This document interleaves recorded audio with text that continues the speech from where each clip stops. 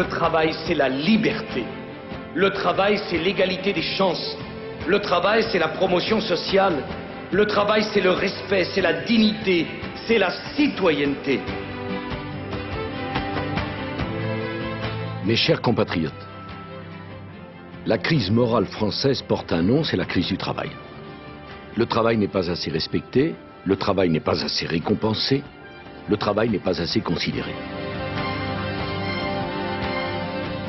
Je ne peux pas accepter une société où il y a des milliers d'offres d'emploi qui ne sont pas satisfaites. Je ne peux pas accepter une société où un assisté est à la fin du mois davantage que celui qui travaille. Je propose qu'on ne puisse pas refuser plus de 2 offres d'emploi. C'est pas normal d'être dans un pays où il y a plus de 2 millions de chômeurs, avec des offres d'emploi, des métiers où on ne trouve pas de main-d'œuvre.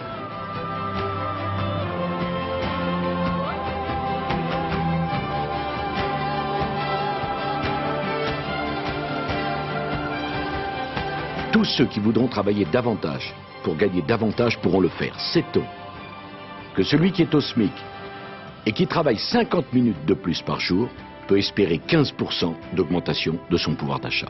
Je dis aux entreprises que sur les heures supplémentaires, elles ne paieront pas de charges, et je dis aux salariés que sur les heures supplémentaires, ils ne paieront pas d'impôts.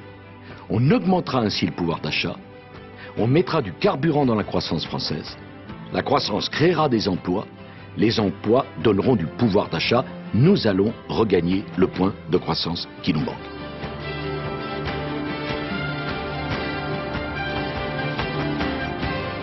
Mais je veux aller plus loin. Je veux que les jeunes qui font des études et qui veulent travailler puissent le faire sans payer d'impôts. Je veux que le retraité qui veut améliorer sa petite retraite puisse travailler à temps partiel, en plus de sa retraite. Je veux que celui qui veut rester plus longtemps pour avoir une meilleure retraite puisse le faire. Je veux mettre un terme à ces 5 milliards d'euros dépensés pour obliger des quinquagénaires encore jeunes qui ont envie de travailler, de partir à la retraite. Travailler plus pour gagner davantage. Voilà la solution pour trouver le plein emploi.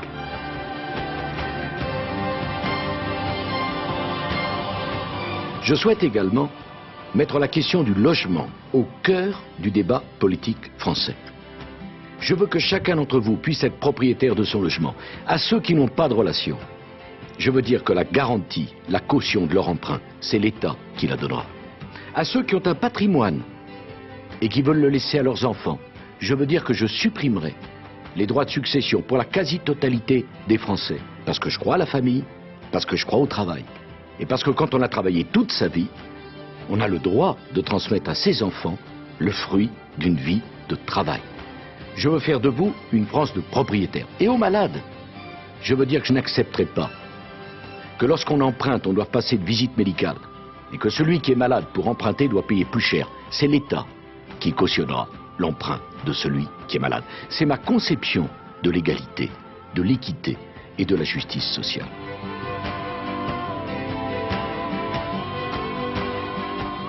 Je veux dire un mot de l'euro. J'ai voté pour l'euro. Nous avons créé la deuxième monnaie du monde. C'était un choix historique et un choix utile.